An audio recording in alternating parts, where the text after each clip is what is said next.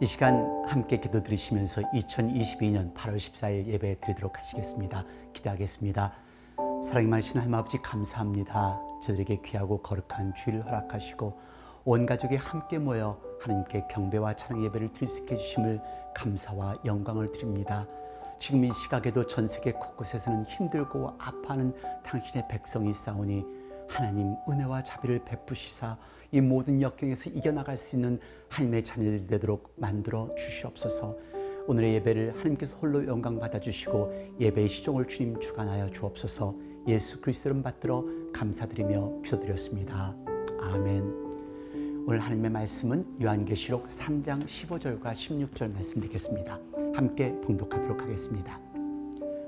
내가 내 행위를 아노니 내가 차지도 아니하고 덥지도 아니하도다. 내가 차든지 덥든지 하기를 원하노라. 내가 이같이 미지근하여 덥지도 아니하고 차지도 아니하니 내 입에서 너를 토하여 내치리라. 아멘. 한국의 폭우 소식이 우리의 마음을 참으로 무겁게 하는데요. 관측 역사상 최고의 폭우라고 합니다. 서울 강남 지역은 마치 전쟁터를 방불케 하는 듯한 그런 장면이었는데요. 자동차를 운전하는 운전자나 또 버스 승객들이 자동차와 버스를 버리고 피신을 한 뉴스를 대할 때 참으로 마음이 아팠습니다. 전통시장의 피해는 이루 말할 수 없는 상황이라고 하던데요. 안타까울 뿐이죠. 그런데 이런 폭우는 한국에서만 일어나는 것이 아닙니다. 바로 2주 전에는 우리 미국의 켄터키에서도 폭우로 홍수가 나 37명이나 사망하였던 그런 뉴스가 있었습니다.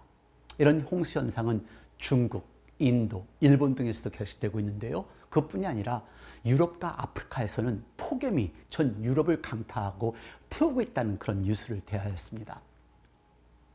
무엇을 할 수 있을까요? 우리들에게는 이런 일들이 그냥 뉴스로만 들리겠죠. 하지만 무엇인가를 해야 하지 않을까요?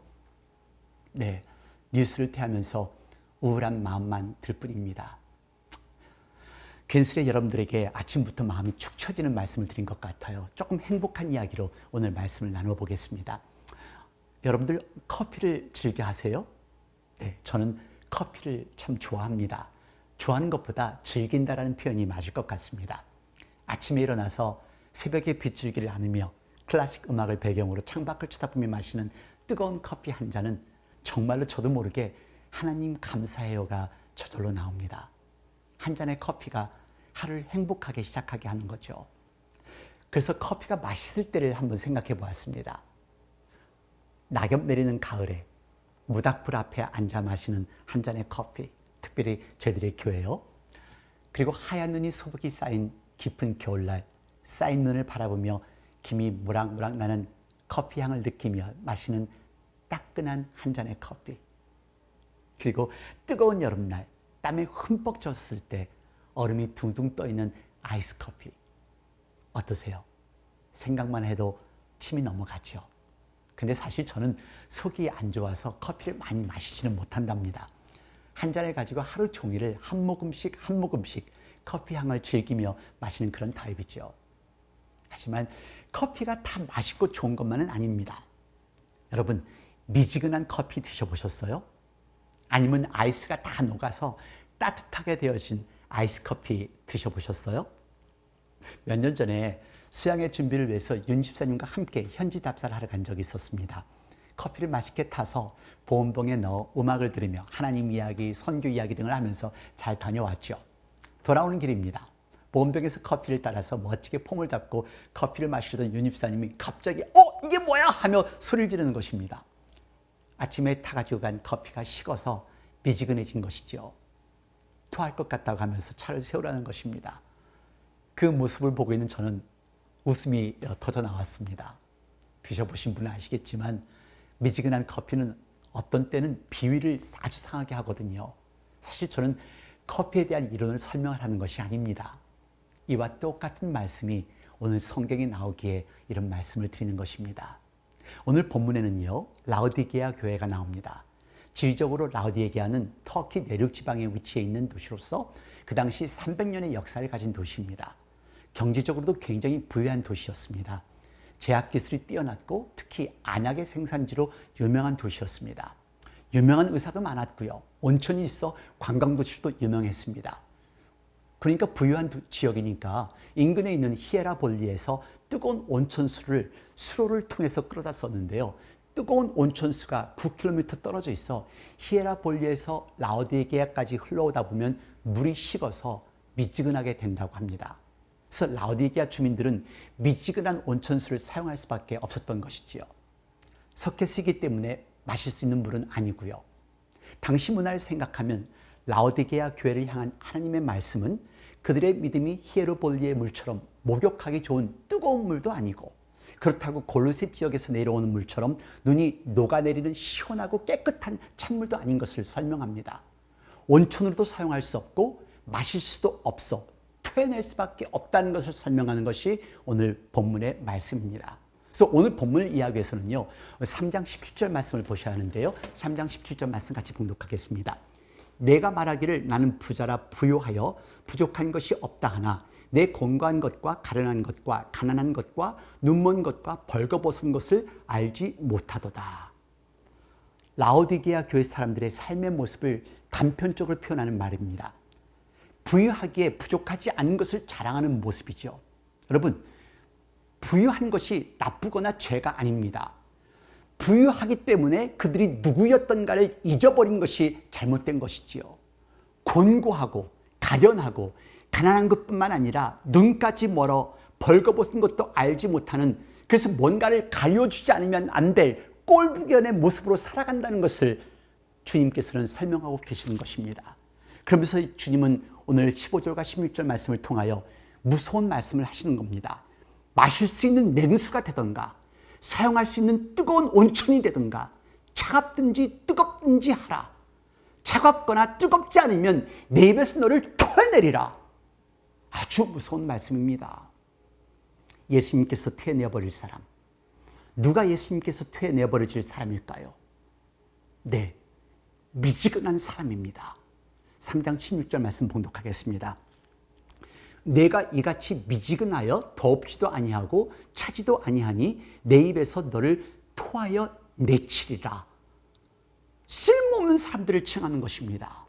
예수님을 알면서도 하나님을 온전히 신뢰하지 못하고 온전히 신앙생활하지 못하는 사람들을 일컬어 설명하시는 것입니다. 말씀드린 것처럼요, 교회를 다닌다고 해서 다 구원받은 지질된 신앙인이 아닙니다. 그냥 교인일 뿐입니다. 신앙생활 하면서 성령의 열매를 맺으며 신앙생활 하시는 분들이 진짜 신앙인이지요. 어떤 사람들은요, 교회 안 다니는 사람보다 더 못한 사람들이 있습니다. 교인이라는 것을 그냥 이름으로 달고 사는 사람들이지요. 차라리 교회를 다니지 말던가, 차라리 하나님을 말하지 않던가, 입으로는 온갖 불평을 다 하고 비방을 하면서 행동으로는 저는 믿지 않는 사람처럼 행동하는 그런 사람, 그러면서 자신을 교인이라고 하는 사람들 때문에 진실된 신앙인들이 욕을 먹는 것이죠. 할 말 못한 말 다 해놓고 나는 뒤끝 없는 것 알지? 정말 얄밉지요. 그리고 뒤돌아서서는 은혜도 감사도 모르며 사기치고 이용하는 사람들 교회 안에도 있습니다. 미지근한 사람들입니다. 다시 한번 정리해드립니다. 여기서 미지근한 사람은 쓸모없는 사람입니다. 시원한 냉수가 되어 마실 수도 없고 뜨거운 온천이 되어 사용할 수도 없는 사람을 일컬어 미지근한 사람이라고 하나님께서는 말씀하신 겁니다. 마시면 토해낼 수밖에 없는 그런 사람들입니다. 네, 여러분, 미지근한 사람이 되는 데는 두 가지 이유가 있습니다. 15절 말씀 봉독하겠습니다. 내가 내 행위를 아노니 내가 차지도 아니하고 덥지도 아니하도다. 내가 차든지 덥든지 하기를 원하노라. 행동과 그 사람의 삶을 보면 그 사람이 미지근한 사람인지 뜨거운 사람인지 차가운 사람인지를 알 수가 있습니다. 첫 번째, 미지근한 사람이 되는 이유는요, 자기 만족에 빠지기 때문에 그렇다는 것입니다. 라오디게아 교회도 한때는 굉장히 은혜를 받은 교회였습니다. 뜨거웠던 교회였습니다. 그런데 그때 자기 만족에 빠져 교만하게 된 것이죠. 눈이 어두워지기 시작합니다. 귀가 어두워지기 시작합니다. 교회와 자기들의 믿음은 이미 식었는데도 불구하고 하나님으로부터 받았던 그 축복과 은혜가 그대로 있는 줄 알고 여전히 부자같이 착각하고 살았다는 것입니다. 신앙생활 오래 하다 보면 자기 교만에 빠지는 분들이 있습니다. 아쉬운 것, 어려운 것, 힘든 것, 긴급한 것 다 지나가니까 이제는 다 해결된 것 같아 기도도 하지 않습니다. 예배도 드리지 않습니다. 봉사해야 할 열정도, 교회에 가야 할 열정도 식어져 버린 것이죠. 신앙생활을 열심히 하던 사람들이 미지근하게 식어지면 안 믿는 사람보다 더 악하게 변한다는 사실을 한번 생각해 보세요. 결국에는 자기 신앙이 식어진 것이 자기에게 있는 것이 아니고 교회나 또 교인들, 하나님 그리고 목회자에게 있다고 비난의 화살을 쏘아대기 시작합니다. 교회를 안 다니고 하나님을 모르는 사람들은 교회와 하나님에 대해서 그렇게 욕 안 하지요. 한번 열심히 믿었던 사람들 보세요. 눈에 쌍심지를 키고 입에 거품을 불면서 비방하고 모든 비리를 다 알고 있는 것처럼 그냥 이야기하고 다니잖아요. 물론 저에게는 그런 분들이 없습니다. 미지근한 사람들의 모습입니다. 당신이 아직도 하나님을 부르면서 불평하고 불만하고 비방하고 또한 저주하고 원망하고 있다면 당신이 하나님께서 토해내는 그 장본인이 될 수 있다는 것을 무섭게 받아들이셔야 합니다.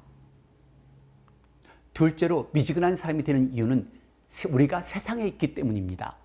우리 몸은 뜨거운 물이나 차가운 물을 좋아하지 않습니다. 적당한 온도를 좋아하지요.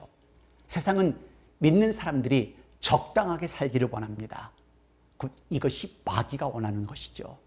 세상과 절충하며 적당하게 신앙생활하는 것, 적당하게 교회 다니는 것, 적당하게 봉사하는 것. 그래서 하나님으로부터 멀게 하려는 마귀의 계획인 것입니다. 라오디게아 교인이 그랬습니다. 현대 많은 교인들이 그런 신주에 점점 빠져들어갑니다. 적당히 미지근하게 신앙생활하기를 원하는 사람들.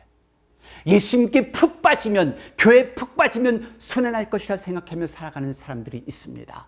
그럴까요? 결국에는 그 사람들은 예수님의 입에서 토해내는 존재가 된다는 것을 잊지 마시기를 바랍니다. 예수님께 푹 빠진 사람들은 그렇지 않습니다. 예수님께 푹 빠진 사람들은 뜨거운 사람들이 될 수밖에 없지요. 여러분, 우리가 사랑을 이야기할 때 사랑은 흔히 빠진다고 말하잖아요. 예수 믿으면 예수님께 빠지게 되어 있습니다. 주님과 우리와의 관계는 사랑의 관계이기 때문에 그렇습니다. 예수님은 우리를 사랑하셔도 아주 화끈하게 사랑하셨기에 자기의 생명도 우리를 위하여 뜨겁게 바치신 분입니다. 그 사랑을 경험했다면 우리도 사랑 안 할래야 안 할 수가 없지요.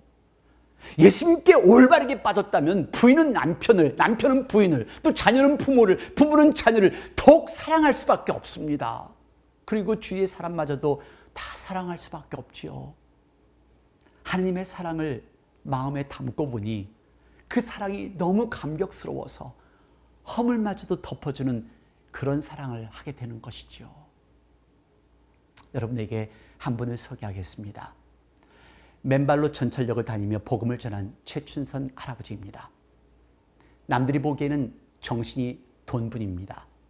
하지만 이분은 70년대 자가용 5대를 소유한 재력가였습니다. 김포 일대의 땅이 모두 할아버지의 소유였고 일본 동경 와세다 대학 유학을 했던 분이십니다. 5개 국어에 능통했고 김구 선생님과 함께 독립운동까지 하신 분입니다. 최춘선 할아버지 목사님 같이 보시겠습니다.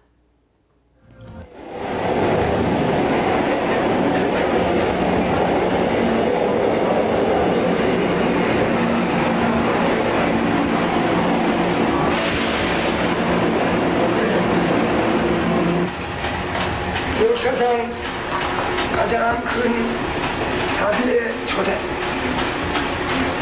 예수 십자가 자비의 초대.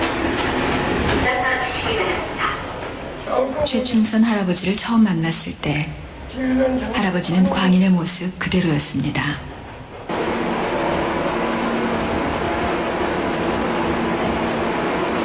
선생님은 성공했습니다. 앞으로도 그대 성공하십니다. 선생님은 그 빛나는 마음, 빛나는 얼굴, 김구주소 꼭 잘랐습니다.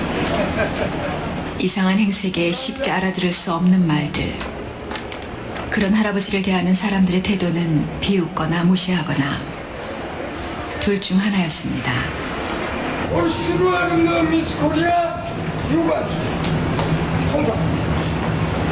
올시로 아름다운 미스 코리아 아니고. 한참이 지나서야 할아버진 경계를 푸시고 자신의 이야기를 조금 들려주었습니다. 중도 비행장에서 개척교회 올 적에 과로